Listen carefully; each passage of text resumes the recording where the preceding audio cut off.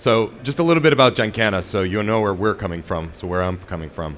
We're basically a vertically integrated agricultural technology company that we specialize in farming and production of premium hemp-derived CBD products. So we're an ag company, right? We grow hemp. That's the foundation of what we do. It all starts with the farm, okay? So vertical, what does that mean? That means having the ability to trace batches and lots back to the farm. So genetics, agriculture, processing, extraction, refinement, manufacturing, all within your value proposition. That's vertical. So what does that mean? It means it's our genetics, and we say it's our farms and our process every time. And that's important when you're talking about chain of custody and compliance. So we talk about big box retail and how we're going to get there as an industry. You're starting to see some CBD products show up on the shelves in retailers across the US, across the EU, here in the UK, right? But how are these brands making that leap from being boutique resellers to being large-scale retail brands, global retail brands, right? It starts with compliance. These are some of the issues that we've seen historically in the industry, right? Compliance has been an issue. Having non-compliant hemp sources, non-accredited manufacturing. You have consistency issues, sourcing from multiple locations to create a product that changes from batch to batch, right? Chain of custody, not knowing where the ingredients for this product came from, right? These are all pieces of a puzzle that when you put them together doesn't look very good for retail, right?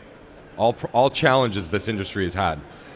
And essentially that creates a lack of trust and consistency across the value chain. So consumers are having trouble building trust with brands because of these issues, because of compliance, because of consistency, and because of a lack of chain of custody, right? So what do you want to look for if you're a retail brand? You want to look for a bulk ingredient supplier that's accredited, has food safety standards, supplement safety standards, depending on your region or your market. You want to look for manufacturing partners that have similar compliant practices and ensure essentially reliability, right? So there's the ingredient portion of the business, and then there's the manufacturing piece.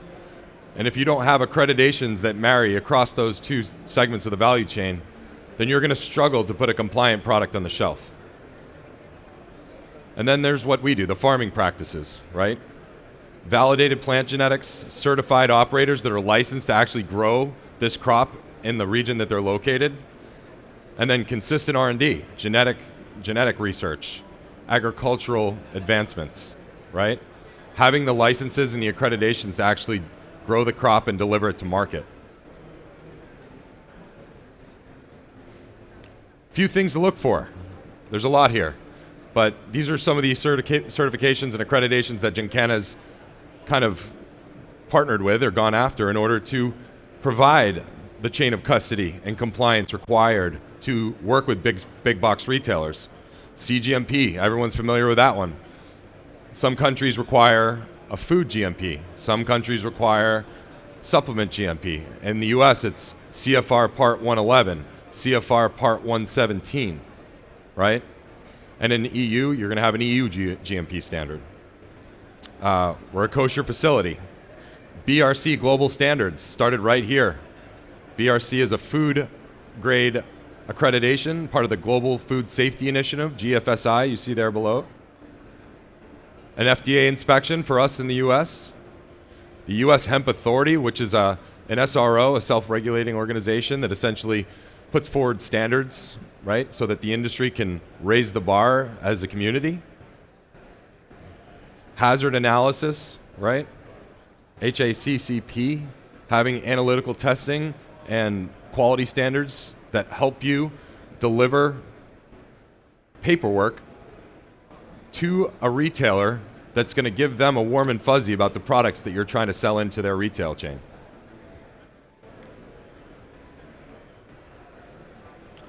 So doing it the right way. From a compliance perspective, implementing standards and accreditations, basically enable you to scale from an agricultural perspective all the way through food grade manufacturing, right? And for us, it is food grade in the US, food and supplement, not a medical product, okay? That's coming. I know it's happening in other places in the world. There are medical markets in Australia and Canada, different parts of Europe. Medical is coming, but for most of these products that you're seeing around here today, it's food or supplement. And there's some vape there as well. But most of that can fall under the food and supplement safety standards as far as manufacturing practices. So consistency, making sure that every batch, whether it was manufactured in August or April, is going to have the same formulation, essentially. We see that as an issue because folks are sourcing different bulk ingredients to make their product, especially in the CBD market. They're sourcing oils from different locations that have potentially a different COA, or certificate of analysis, right? It's got a different spectrum of cannabinoids that's being put into a product and manufactured, sent to retail. So that product you take in August or purchase in August is materially different than the one that you purchase in April, right? So how do you mitigate that risk? It starts with a vertical supply chain. It starts with a vertical supply chain that allows you to control the genetics and manufacture with the same product, the same cannabinoids, the same bulk ingredients the entire year. And you can deliver to a retailer the same product that you sold into them when you started the relationship. And chain of custody. One of the necessary evils of this industry is the ability to execute a mock recall. We all hear recall and we think, uh-oh, right? No one wants to hear about product recalls for safety, from a supplement perspective, from a food perspective. You know, you hear about recalls for romaine lettuce. You hear about recalls for baby food formula, things like that. And nobody wants to hear about recalls, but the truth is, they're a necessary part of the industry and necessary part of your quality regimen. We've executed, I believe, over 7 mock recalls this year in order to account for all of the material from a particular batch. These are the type of requirements that are going to be insisted upon by large retailers in the space. Because if you can't figure out where all your product is, there's no chance that your brand is going to sit on a shelf. I'm in the UK, so at a Boots, at a, give me another one, Tesco. So in the US, places like CVS, Walgreens, Albertsons, Rite Aid. These are pharmacies, these are grocery stores. If your products do not have the ability to execute a recall and prove that through documentation to a lot of these retailers, they're not going to put your stuff on the shelf. So having a partner who can facilitate this type of traceability is critical to your ability to get into these retailers.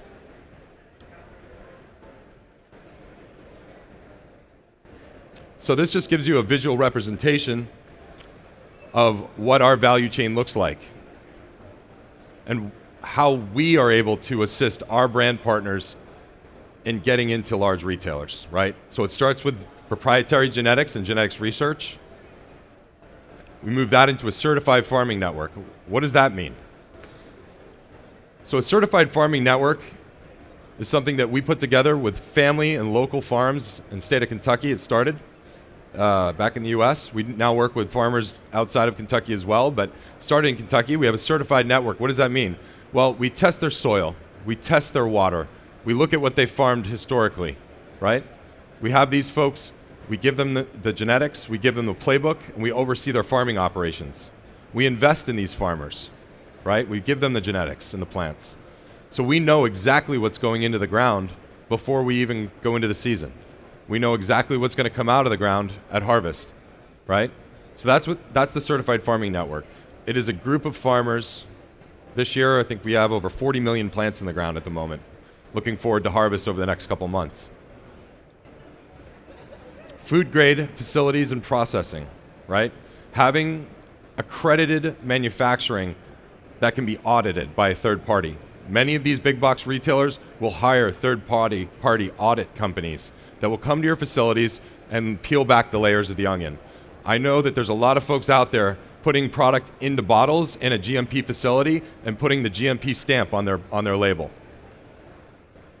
That's not GMP. That's GMP packaging, not manufacturing. If you're mixing up oil in a flex warehouse space in a parking lot in Denver and then putting it into a bottle in a GMP facility, that is not GMP manufacturing. That's GMP bottling, okay?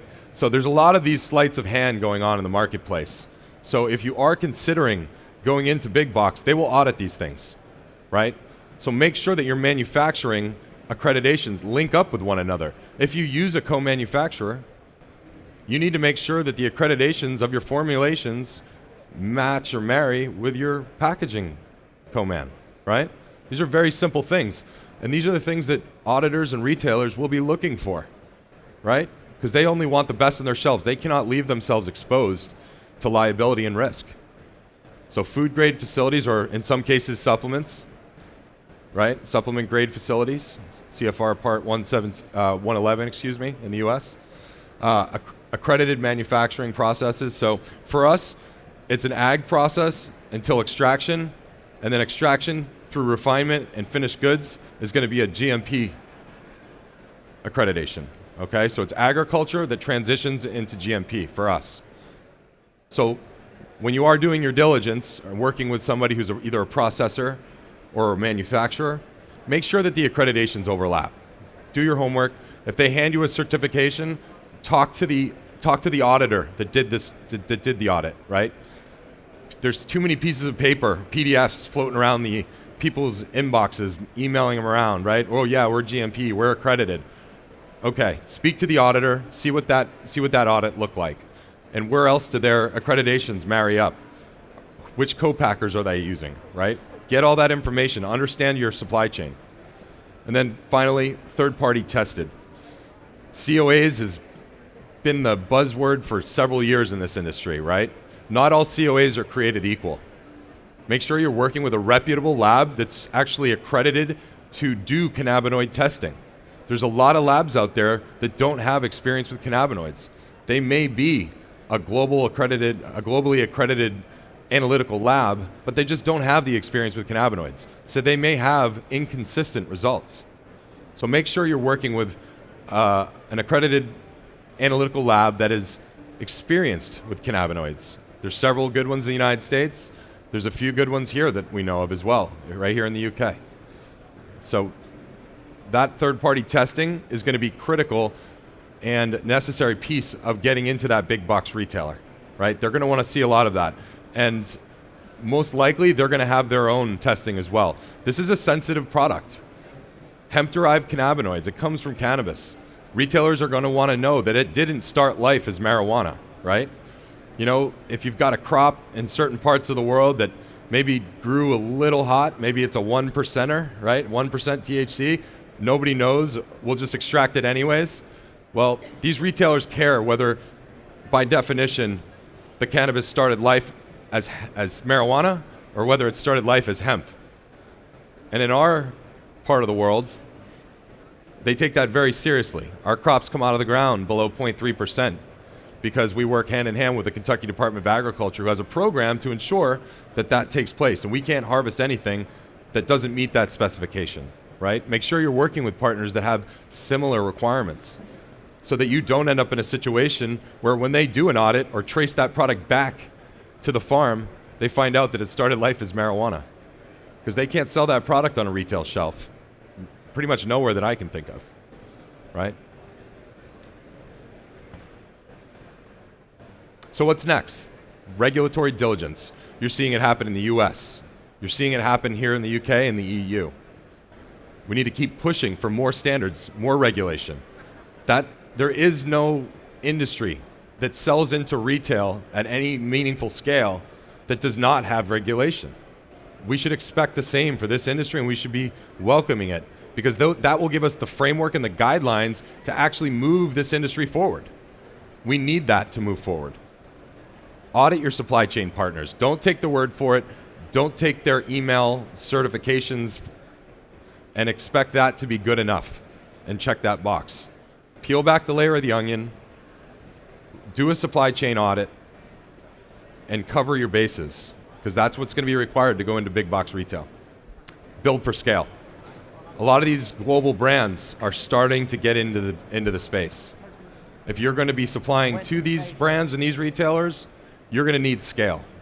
You're going to need to be able to provide the same product every month, day in and day out, at tremendous scale.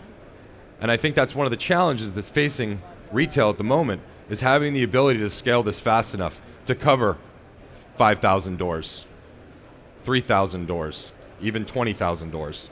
Those conversations, those retailers are starting to happen. And when they get in, it's going to rock this industry. There aren't enough brands that are postured to service that kind of business yet. So there's a huge opportunity for retail brand partners that want to get in and service these retailers. It's going to happen. The challenge is getting brands that can actually deliver. That is one of the biggest concerns of retailers when I speak to them. Who is going to be able to deliver consistency and compliance? Same question every time. Okay? So we just talked a little bit about what it takes to get there. If you have any questions, I'll be happy to answer a few right now, or you can come speak to me over at the booth. Either way. Has anybody got any questions for Garrett? This is a great opportunity if you do want to get some questions. Very experienced gentleman within the industry. So, any questions? No one's ready for big box. Ah, they're not brave enough. Well, Garrett will be over at the GenCanna stand. You can catch him if you want to speak to him one-to-one. Yeah, go ahead. Here we go. It doesn't have to be about big box retail. I'll answer any hemp questions, CBD questions you have. Here. Are you oh God. Again. Whoa! I don't want the microphone now. Are you organic? We do grow organically. So organic is a new USDA that controls the organic certifications in the US is just putting forth regulations regarding that, because it's just been federally legalized as a crop under the 2018 Farm Bill in the US. So yes, we grow organically. We do not treat any of our plants with pesticides.